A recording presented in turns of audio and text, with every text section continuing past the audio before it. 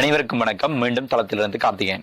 இன்றைக்கு நாங்கள் பார்க்க இருக்க விஷயம் என்னன்னு சொன்னால், இலங்கையில் இருக்கக்கூடிய வெளிநாட்டு தூதரகங்களூடாக இலங்கையில இருக்கிற உயர்தரம் கற்று முடிச்ச மாணவர்களுக்கு அவங்களோட நாட்டில் நீங்க சில கற்கையினர்களை படிக்கிறதுக்கு ஸ்காலர்ஷிப்ஸ், அதாவது முழு கட்டணங்களையும் அந்த எம்பசிஸே வழங்குற மாதிரியான கற்கை நெறிகள் நிறைய அவைலபிளா இருக்குது.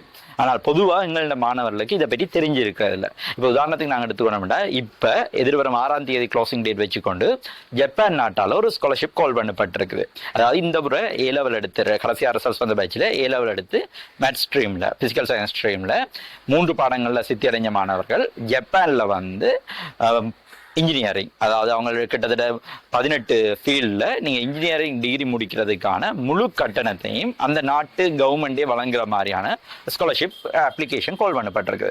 இப்போ இது உங்களை செலக்ட் பண்ணுவாங்க. நீங்கள் அப்ளை பண்ண பிறகு உங்களோட குவாலிஃபிகேஷன் இன்டர்வியூ ப்ராசஸ்களால் செலக்ட் பண்ணினா நீங்கள் அங்கே போய் கிட்டத்தட்ட 5 வருஷ கோர்ஸ்னா 5 வருஷமும் படிக்கக்கூடிய காசு எல்லாமே அந்த கவர்மெண்டே பே பண்ணி நீங்கள் இன்ஜினியரிங் படிச்சுட்டு திருப்பி இலங்கையில் ஒர்க் பண்ணலாம். இல்லாட்டி அந்த நாட்டிலேயே ஒரு ஹையர் எஜுகேஷன் செய்ய போறீங்கன்றாலும், செகண்ட் டிகிரி போறீங்கன்றாலும் போகக்கூடிய வாய்ப்புகள் இருக்கு.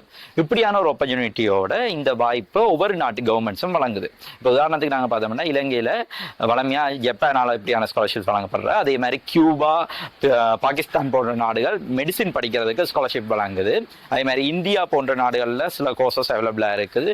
இதை விட்டு வேறு ஒவ்வொரு எம்பசிஸ்லையும் ஒவ்வொரு விதமான கோர்சஸுக்கான அவைலபிலிட்டி ஒவ்வொரு காலகட்டத்தில் அப்ளிகேஷன் கால் பண்ணப்படும். ஆனால் கட்டாயம் ஒவ்வொரு வருஷமும் கால் பண்ணப்படும். அந்தந்த வருஷங்களில் A-level எடுத்து சித்தி அடைஞ்ச மாணவர்களுக்கு ஒரு நம்பர் ஆஃப் கார்டர்ஸ் என்ற கேட்டகரியில் கால் பண்ணுவாங்க.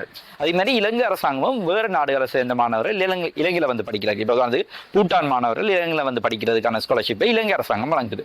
அப்படியான ஒரு ப்ராசஸ் இருக்குது. இந்த ப்ராசஸை நீங்கள் பயன்படுத்திக் கொள்ளலாம். இப்போ உதாரணத்துக்கு இலங்கையில் ஃபர்ஸ்ட் ஃபார்மில் உங்களுக்கு ஒரு வாய்ப்பு கிடைக்காத என்ற நிலைமையில் இருக்கிறதோ, அல்லது இங்கே இருக்க கோர்ஸை விட நான் இன்னும் கொஞ்சம் டெவலப்டாக படிக்கணும். இப்போ உதாரணத்துக்கு நீங்கள் பார்த்தீங்கன்னா, இந்த ஜப்பான் இன்ஜினியரிங் கோர்ஸ் பார்த்தீங்கன்னா, இலங்கையை விட அந்த நாட்டில் போய் ஜப்பானில் படிக்கல இன்னும் கொஞ்சம் குவாலிட்டியாக நீங்கள் படிக்கக்கூடிய வாய்ப்பு இருக்குது. அங்கத்திய கல்ச்சரை பழகிக்கொள்ளலாம், அங்கத்திய ஸ்ட்ராட்டஜிஸை பழகிக்கொள்ளக்கூடிய வாய்ப்பு இருக்குது. அப்போ இந்த சந்தர்ப்பத்தை பயன்படுத்தி கொள்ளுங்க. இது ஒரு நல்ல வாய்ப்பு.